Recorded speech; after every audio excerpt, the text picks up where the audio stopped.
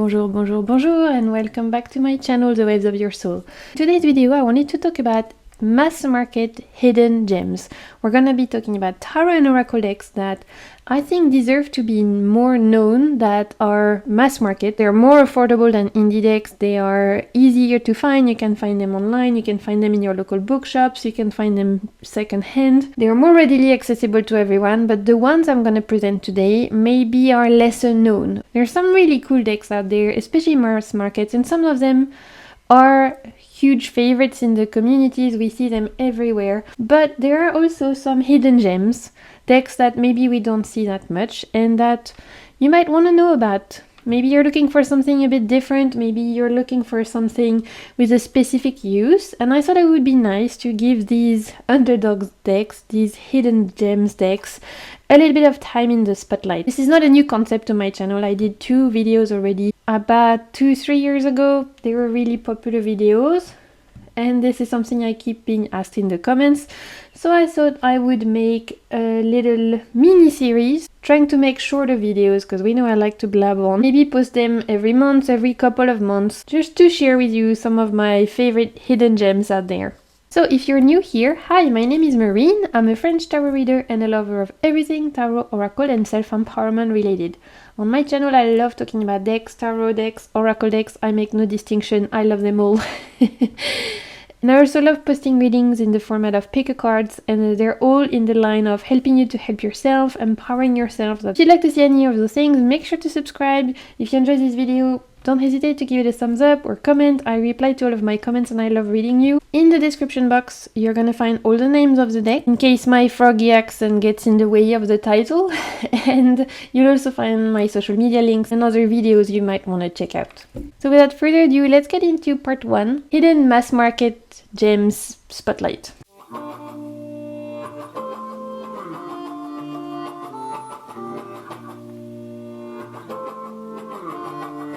So like I said in the intro, I've done those kinds of videos before, way back when I started my channel, maybe even 3 years ago. So I thought, why not revisit, why not add, why not edit, and just put this subject back on the table, because who doesn't love affordable decks? And also, who doesn't love hidden gems, things that maybe are less seen, that maybe you don't know about, like decks you might not see on a lot of readers use, and yet that deserve the spotlight, because all the decks I'm going to share with you, in my opinion, they're really awesome and they deserve their time on stage. So I'm going to start with a French deck that actually is perfect for anyone who doesn't even know a word of French, because the cards and the guidebooks are in English and in French, even though the creator was French. This is called L'Horoscope Béline. It's by Grimaud Cartomancie. Grimaud is like one of the main and even oldest publishers of cards in France. They are very, very famous. Today I want to speak about L'Horoscope Béline because I think it's a deck you might not have seen a lot of, and yet that totally deserves to be shared. The reason why I was saying that it doesn't matter if the only word of French you know is oui or merde is because the guidebook is in French, English and German. So the guidebook looks like this, very simple. For each of the cards you get one the keyword and then you get what the meaning of the card is. This is a very old school French type cartomancy deck, meaning it's really tailored for divinatory guidance, kind of reading the energies of the week ahead, the months ahead, trying to do predictive readings, trying to look at the energies. This is what I like to call a Swiss knife deck, meaning you can do so much with this. It is allowing you to do so many types of reading, and it's super practical and versatile. I love the size. I don't know if you can tell because I've got massive hands. Ogre hands, really, Shrek hands. But this deck is actually a lot smaller than a regular deck. If I pull out a Lo Scarabeo Tarot deck, which I'm gonna present to you in just a bit, you can see it's more playing card size, I would say, which is another reason why I love this deck. It's the fact that it's really smaller, means that you can carry it everywhere and it's super practical. So on each card, you see the image, you get a keyword in French and in English, which is why I wanted to present this deck as my first one for this series, because I think a lot of you would be able to use this. I think the artwork would pair beautifully with so many different decks. The fact that it's so minimalistic I really enjoy, and I think quite a lot of you will, because it means that it can pair with so many different tarot decks, oracle decks. You can use this with modern decks. I've paired this with Tarot de Marseille decks, so whether it's older decks or newer decks, it looks really good. It's very well balanced. We've got shadower kind of keywords, lighter kind of keywords, and if you are trying to do readings where you want to look at your months ahead, year ahead, all those kind of like predictive readings, even for career readings, this is great in my opinion. This has helped me a lot for like day-to-day practical readings about real life things. This is definitely not the kind of deck I would use for like self-love, self-empowerment. This is not that. This is more about trying to find out what's gonna happen, trying to make some predictions, trying to plan for future things, looking at strengths and weaknesses, but it has its own lane, and I think it's helpful. I think in my tarot collection anyway, I need those kind of decks that are more tailored around predictive guidance rather than self-empowerment. For me, this is similar to how I would read Lenormand. So if there's any kind of like Lenormand readers out there, even though the cards are very different from a Lenormand, we have the dog, but still, most of them are different. If you are familiar with Lenormand, then I think the way you read Lenormand, you could totally kind of inspire yourself to read with this deck. So this is just a small but mighty deck. It's a deck I never see anyone talk about, which is really the main idea of this video, is sharing with you decks you might not know about, you might not see a lot, and yet I think it deserves to be known, especially for non-French speakers. French speakers might know this deck more. So this is called L'Horoscope Béline. I don't know why it's called L'Horoscope. It has nothing to do with planets or signs. Back in the day, when oracles that were called L'Horoscope in French were usually oracles dedicated for predictions. So I think that's where it got its name from, but don't expect planets or signs or zodiac signs or anything like that, because you won't find any here, as you've seen on the cards. Let's move on to another hugely undervalued deck. We have Tarot of the Sweet Twilight by Lo Scarabeo. This was created by Cristina Benintende, and this is awesome, and this deserves, again, to be in the spotlight. I never see readers reading with this on pick a card reading channels and things like that, and yet I think it's a shame, because this is a really cool reader in my opinion, and it has specific strengths, which is why I wanted to share it with you today. The guidebook is typical Lo Scarabeo guidebook, meaning you will have different languages. I believe here we have English, Italian, Spanish, French, and as with a lot of those Scarabeo kind of guidebooks, you usually get a few sentences. However, don't overlook this little guidebook, because it's small but mighty, and I really enjoy what it has to say. It's very puzzling. What the writing is very puzzling. It's a bit confusing. Sometimes it almost reads like a haiku or like a enigma, almost like if Master Yoda was speaking to you and you would be reading this and be like, what now? What did he say? This is a bit like that, and yet there's definitely profound messages to be had. So if we peel the first card, Queen of Cups, let's see what it has to say about our Queen of Cups, just so you can get a taste of the reading. For the Queen of Cups, it says, "It is often true that beauty is in the eye of the beholder. Gazing at our own reflection may make us either critical or vain, but gazing at someone we love can only make us our very best selves." So this is definitely not stereotypical Queen of Cups meaning. If you're expecting your regular RWS meanings for Queen of Cups, you're not going to find it in this deck, but this deck is not your stereotypical RWS kind of clone, which is why I think the guidebook is really cool, and it's worth like reading, even though it's a little white book. Here are the backs, which are kooky but awesome. I love these backs, and actually I need to edge my copy in blue. I think it would be cool. So in the tarot YouTube community, this is a pretty well-known deck. I've seen it on lots of channels. I actually discovered this deck thanks to Juli over at Peekaboo Rose. I'll leave her channel down below. I'm really thankful to her for sharing this deck with us. But when it comes to tarot readings videos, this is one I never see, and so that's why I wanted to share it with you here. I guess it's a bit Marmite. Some people are gonna love it, some people are gonna hate it, but it won't leave you indifferent. So for me, where this deck shines, and as you will see, the artwork is very distinctive. This is definitely the kind of artist that you can notice and recognize their artwork from anything else, which is another strength of these decks, because I'm gonna be very honest with you. I've been a bit like burned lately from seeing so many decks that are starting to all look the same, and especially with AI decks now flooding the markets, everything is starting to look a bit the same. So when I have decks such as this one that have such a unique aesthetic, such a unique voice, such a unique point of view, I am delighted, because this, in my opinion, is very needed, and it's refreshing. So that's the first thing I love about this deck, the fact that the art style is so unique and so recognizable. The second thing I love about this is that it goes its own way. If we think about the Ten of Wands here, this is definitely not a stereotypical representation of a person holding 10 wands trying to climb a mountain or a hill trying to achieve their goal, where usually the stereotypical message is you're carrying too much, you're in a risk of burnout. Here we see a lot of different people having strings attaching them to something higher. So you're gonna have to use your intuition to read this deck. You're gonna have to apply what you know about your meanings of tarot, what you know about the structure of tarot, what you know about what Ten of Wands means to you, to the world, and all of those things. And then you're gonna have to read the cards and use your intuition to get what you need from the image. So here we still see an idea of being overly burdened and being like, and having too much on your shoulders and being like tied up.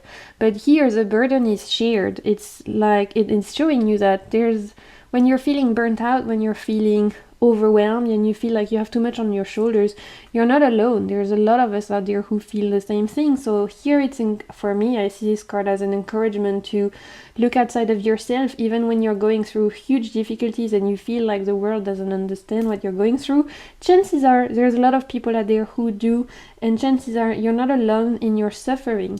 There's also this idea of sometimes we get tied up to our responsibilities so much that they start to control us. If it's not responsibilities, maybe it's people's expectations of us, society's expectations. And so when we try to reach our dreams, our goals, etc., which could be this castle here, we can get lost in what the world expects of us with those strings here, and we end up feeling like puppets from other people's criticism, expectations, society's expectations, and we lose sight of our dreams, which is why everybody is looking down.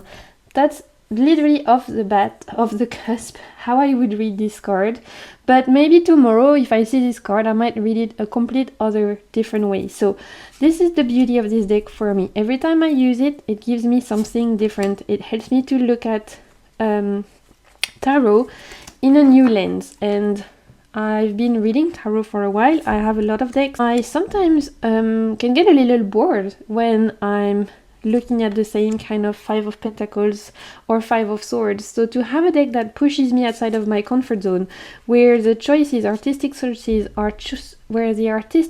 are so different from other decks, it helps me to rejuvenate my tarot practice. It helps me to bring me new insights. Sometimes I get completely confused and I'm like, what the hell is this? I don't know. Why is there a big mean swan in my Nine of Cups, and why am I standing on a roof and yet I'm underwater? I could be feeling very confused.com, or I could be feeling inspired or puzzled or getting intuitive hits. Whatever it is, it's gonna make me feel something. It's gonna give me a jolt of creativity or it's gonna push me outside of my comfort zone. And so this is why for me this deck is very strong and definitely deserves to be seen, because it will push you outside of your comfort zone. So is this the best deck for beginner reader? I wouldn't necessarily say so, although if you are completely new to tarot and this deck is absolutely giving you life, then please go ahead and please use this as your first deck. There's no good or bad beginner's deck, really. It's the deck that makes you feel something. It's a deck that resonates with you. If you want to use all the books out there and postcards and stuff about whether it's the RWS or the Thoth or the Marseille, then this is definitely outside of that. So this is not the perfect deck for those who prefer to go the more traditional route first. That being said, if you already know a little bit about tarot and you're looking for a deck that's going to help you to tune into your intuition, or if you want to try something new and push yourself out of your comfort zone, then this is great. Let's move on to an oracle deck that I've not had for a very long time. So it's very recent. I think it's been out for 3 months or something. This is a Divine Nature Oracle by Angie Sellins, and the artwork is by Greg Spalenka. This is originally a US Games deck, I believe. Yep, US Games. The reason why I've put it in my Hidden Gems deck is because Angie Sellins has many Oracle decks out there, and I feel like her other decks are super famous. I see them everywhere. The Wisdom of Sophie, the one with like a hummingbird on the cover. I forgot the name, but I'll try and put a picture here if I remember. You know the ones. Like a lot of her decks, they're very popular. We see them a lot. I've not seen as much excitement about this deck as her other ones. I've not seen that many people talk about it, maybe because it's more recent, or maybe because we're being flooded with decks so much that some of them kind of go under the radar, and that's the risk, right? Like, we're blessed because there's so many decks out there now that all of us can find something for us, but at the same time it means that when there's so many choices and options, it's easy to kind of like overlook decks that might be really cool. So it comes with one of those, which is cool, and it comes with a guidebook. Obviously the guidebook is in color, and for each of the card you get a rendition of the card, you get the keyword, and then you get your message. The way that Angie Sellins writes, at least in this particular Oracle deck, I don't have any of her other decks because honestly, all the ones I've seen from hers before didn't call to me. This was the only one that really, for me, hit the spot of what I was looking for. Her writing in this is very self-empowerment focused. It's all about empowering yourself, remembering you're fierce and badass and strong. So I really vibe with this type of writing, and sometimes it's just what I need. Here are the backs. As you can see, it's very glossy, and there is like gold foil on the back, I think. Gold foil or gold stamp. I really don't know the difference. The specificity of cardstock is not my strong suit. I don't really give a shit as long as it's nice artwork. So honestly, don't call me for any kind of cardstock specific. I will tell you that it's glossy, that the edges are gold, and that's that. Most of her decks I've seen look like this type of artwork. But for me, what made me pick this deck out of all the other ones are the keywords or key phrases. I mean, the artwork is gorgeous, don't get me wrong, I think this is beautiful, but the key phrases are so powerful in this deck. Here we have receive your worthiness, and the angel is coming down to the people and handing truth. Key phrases or key words are super well chosen in this deck. They're really strong, they're really potent, and they're, I think, quite unique. Some of them are a lot more basic, like we had focus, for example, which is a keyword we might see in a lot of Oracle decks. But some are a little bit different, like share your bounty or engage your invisibles. This is not something I think we see all the time, which is cool. Again, we're talking here about unique decks, hidden gems, things that we might have overlooked. Encourage effortlessness. The combination between this beautiful, kind of haunting almost artwork, which looks like, for me, a little bit ghostly, with the powerful keywords makes for a really cool workhorse deck, in my opinion. This is my favorite card of the deck. It says unmask your darkness, and yes, I am all about that life. The way that they've opened the artwork so that you can almost step into the card, it's so powerful. It's a really great, especially clarifier. At the end of a reading, if I want to clarify my reading, if I want to pull one last card, whether it's for myself or friends, and I want, or even pick a card if I want to wrap up a reading, then this is great. This also has been a fantastic prompt giving deck for me. So let's say I'll pull a card, for example, embrace enthusiasm, and then I would create a tarot spread or oracle spread that is kind of like developing that concept. I would use a combination of the artwork and the keywords to create tarot spreads or even journaling prompts. There's a lot you can do with this deck. Plus, aesthetically speaking, it's really beautiful. I think it would pair beautiful with so many different decks. I'm very excited to get the new edition of the Tildrick Tarot, which I've not received yet, because I think they're going to be a great pairing. Established Sanctuary, another one of my favorite keywords, so strong. Let's move on to a little deck that I never thought I would enjoy, because I'm definitely not the demographic for it, and yet it has charmed me beyond belief. This originally comes in a big box that is quite flimsy, so honestly the box went in the bin straight away. Because there's no guidebook for this, and you'll understand why in a sec. The box went in the bin. I don't even have it to show you because it was flimsy, it was annoying, so off it went. So this is called Angels for the Modern Mystic, and I have to thank Mariana, over at Mariana's books for discovering this deck, because she was the first one I saw share on her channel, and as soon as I saw it, I fell in love with the artwork. So the idea behind this deck is that every card represents a different person or angel, and each angel represents a concept, and then when you turn the back, you have your messages here. So here, for example, we have the angel of happiness, and at the back we have one kind of key sentence: bliss is your natural state, and then you have your message here, your kind of guidance. So I'll pause so you can see how it reads, just in case you don't want to hear me read with my French accent, which I understand. And there you go. Every card is a different person. Every person represents the angel of something. So here we have the angel of evolution. This is the angel of possibility, etc., etc. All concepts. So I'm not an angel person at all. I really don't vibe with angels as a spiritual concept, as a representation. I think there's anything wrong with it, and if angel brings you joy and brings you comfort, that's amazing. I'm just saying that for my own personal practice, it's really not something that resonates with me. I was not raised religious, so I've never had that kind of link with angels in the first place, and then growing up, angels they're just not my things, and that's okay. There's something for everybody. That being said, this is an angel deck, so I shouldn't really love this as much as I do. And yet, for me, I just see this as like a bunch of guides or guardians. So instead of reading this as like the angel of self-esteem, I would read this as like the guide or guardian of self-esteem. And suddenly, it makes me feel a lot more comfortable.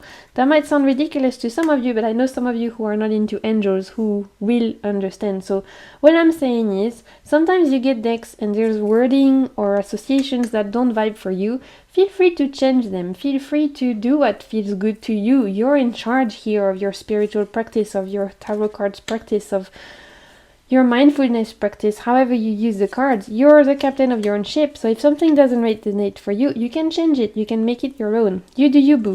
That's at the core of my channel, and what I share here is you do you, boo. Honestly, everything is okay as long as you do what's good for you. What really made me fall in love with this deck is the artwork. I love how every single person looks like they could be my neighbors, my friends, people I meet in the street. Like, there's so much beautiful diversity in this deck. We have age diversity, we have different ethnicities, we have different genders. Every single person looks so warm and looks like they have a story, and that is just making me want to listen to them. And so on top of that, the writing is really beautiful. It's really nurturing, it's really soothing, it's a very healing deck, which is where you get the angel vibe, I think. So the way I use this deck mostly is another great one for wrapping up readings. This is definitely amazing if you want to wrap up the reading, get a guidance from your angels, if you believe in those, or your guides, or your higher self, your ancestors, whatever it is. Also great for daily reads. If you just want to pull a card a day, your message of comfort, then you'll have a really beautiful message. I also love the fact that this is not just love and light. We have the angel of endings. I think we have the angel of sadness. There's definitely like different kind of keywords here that are not all happy. Tears, the angel of tears, there you go, not sadness. So I like the fact that it's balanced. I love the fact that I don't need a guidebook, it's all in there. Sometimes I'm lazy and I like minimum working. There's something so enchanting about all those faces, they beckon you in, they're beautiful. So this is a massively underrated deck. Again, I want to thank Mariana for sharing this with us, and I wanted to show it here in case you're looking for a comforting deck, a deck that looks modern with people you might know. If you're looking for something that is like, that has good representation, that looks like people that could be living with you at this moment in time, then this might be the deck for you. Let's move on to another mass market tarot deck, Le Tarot de Marseille. Wait, this is a French deck by Emmanuel Iger and Alice Laverty. So I'm presenting this to you because even though it's a French deck, you can find it on Amazon, and so for a lot of you, you'll be able to find it. And on top of that, even though it's in French, it's a tarot deck that follows traditional tarot structure.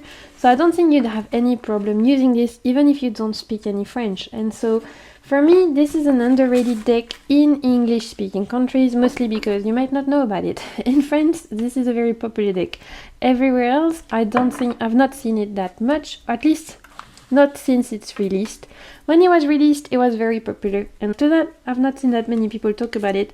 So I wanted to introduce it to you again. Here are the backs, by the way, because I think this will please a lot of people out there who are history buffs, who love that medieval, traditional, classic-looking deck. The really cool thing about this deck, the way that it's called Marseille Weight, is that the majors are inspired by Tarot de Marseille. Here we have La Papesse, for example, instead of the High Priestess, and the minors are inspired by the Rider-Waite Smith. So Marseille for majors, Waite for minors makes the Marseille Weight Tarot. So that already, I think, gives this deck a really cool kind of prism, and that's why I think a lot of you history buffs out there will appreciate it. The other thing that I really enjoy about this deck is that, as you can see, even though it's inspired by two different systems, everything has been drawn in the same style. And not only that, but everything has been inspired here by original medieval manuscripts that were found in the Bibliothèque Nationale de France, which is the French archives, like the French National Library. So the creators of this deck went through old grimoires, old books, old manuscripts, and they tried to find wands and costumes and books and little flowers and birds and swords. Everything has been redrawn from original manuscripts in order to make it look cohesive and in line with that medieval look. Even the backings come from an original medieval manuscripts, which I think is super cool. The pumpkins, all of those like drawings here, the little flowers and fruits, they were originally found in traditional grimoires, medieval grimoires. So this deck is super cool for all the research that's been put out there. There's a lot of intention behind it. There's a lot of like effort put behind it to make it look cohesive and to make it look like one system. On top of that, it's a great reader because it takes for me what is best about both systems. I love the majors of the Marseille. I think they're beautiful and they are originally coming before the RWS, right? Tarot de Marseille was there before, so it makes sense for me that they are very powerful, very potent majors. But there's a lot of us out there who might not get excited about Tarot de Marseille's minors. So that's why so many of us love the RWS, because the minors are actually illustrated. It gives us something to go off of.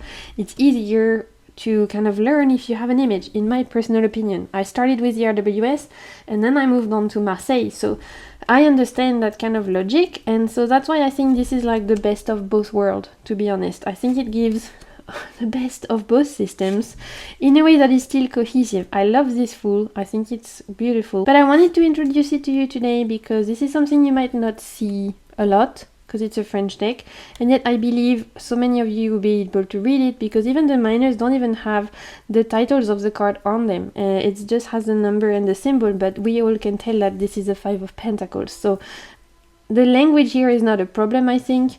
And for the majors, which are titled, if you are familiar with Tarot de Marseille, the titles in Tarot de Marseille are usually always in French, unless you pick up some Italian decks, in which case it's not the Tarot de Marseille. So I think a lot of you would be able to recognize the l'Empereur is the Emperor.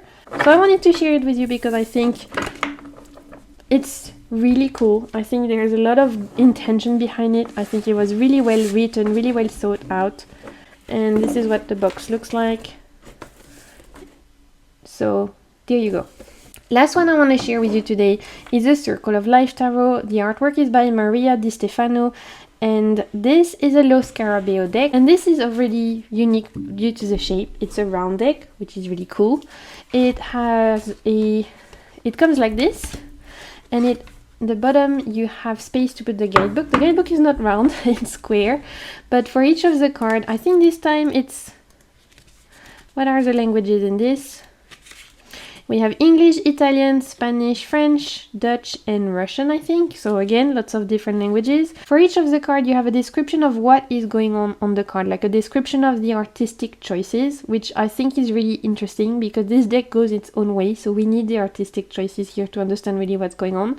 And then you have a couple of keywords, like for the meanings. So here are the backs. They look like a mandala. I think they're beautiful. And this is a round deck, so already that's something very cool and unique. There's not that many round decks out there. They can be a bit like scary to shuffle for some people, although like I told you, I've got large hands, so for me it's not a problem at all, and I just shuffle them like regular tarot cards. Even though I don't think it's the most unknown deck, I think this deck is probably more well known than the other decks I've shared today, because it's round, and the fact, like I was saying, there's not that many round decks out there, it's easier to remember the few that there are. I still wanted to share it with you because for me it's an underrated hidden gem. First, due to the quality of the artwork. Everything here is like built in this fantasy fae-like world with strange creatures and animals and this beautiful watercolor art style that is just so gorgeous. It transports you to another world, and I find the artwork so enchanting. So that's the first reason why I wanted to share it with you, because for those of you who don't know this deck, I think it deserves to be known due to how beautiful it is. The second thing that this deck really needs to be known for, and is so cool, is that with a round deck there is so much you can do about directionality, and that's the main reason why I bought this deck, is I wanted to practice directions in my readings. So right now I'm turning the images back up so you can see the artwork, but if I was to use this deck, I would shuffle the cards and I would pull the cards as they are, not trying to like turn them. So I'll pull 2 cards, for example. Okay, here as you can see, this one, instead of being turned like this, it's turned on its side, and this one, instead of being like this, it's turned a little bit. So if I was to work on directionality, I could think of a round deck almost like a clock. And I could, if I'm thinking of my round card as a clock, this side could be representing the past, and this side could be representing the future, for example. So if something is turning like this, then I would know this is happening potentially very soon. It's like the direct future almost, because the top of the card is pointing this way. In the case of this card being turned half, then I could think maybe this is like in the next 3 months, because if I think of this either as a clock or as the yearly wheel, for example, that's another way to look at it. I split that in 4, so next 3 months, next 6 months, past 3 months, past 6 months, for example. And there's no rule, I'm just making this up, like I decide how I want to split my cards, and you can do the same thing. Another way you could use your round cards is that you think of this as the wheel of the year, so you divide it like here we have January, February, March, April, and then here at the middle it would be July, and then here at the halfway point it would be, I think, September, right? And then here it would be January. Like think of the halfway point as potential Sabbaths. If you follow those particular calendar, you could have like Lisa and Samhain, and here you could have Beltane, for example, as the 4 points. And so depending on how the card turns, it could help you date or help you figure out when is this happening, closer to which date, things like that.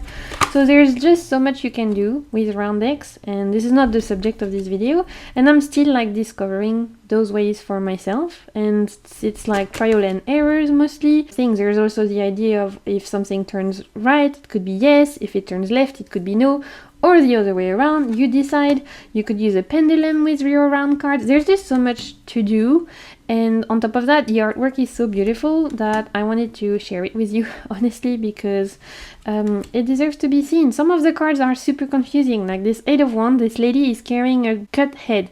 Like, what the actual fuck? I have no clue. She's just strolling around in her little field and she's just cut someone's head, like, yeah, no problem. Where is she going with that head and that knife?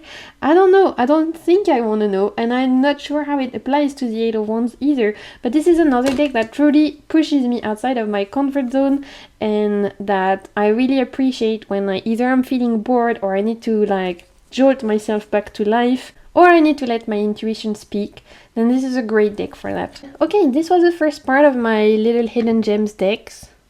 I think I'm gonna try and make a video every month or every 2 months, sharing with you 4, 5, 6 decks max that I think deserves to be seen, that are mass market decks, that are underrated hidden gems that you might not know about, and yet that I believe deserve to be in the spotlight because they're really cool decks. So I hope you've enjoyed this. Let me know in the comments if you have any hidden gems, mass market decks you want to share, have any recommendations, or the decks you've been enjoying lately. And I want to say a huge thank you for being here, for watching my video. videos, for just being part of this little community. Thank you so much for being here, and until my next video, I'm sending you so much good vibes and keep navigating the waves of your soul.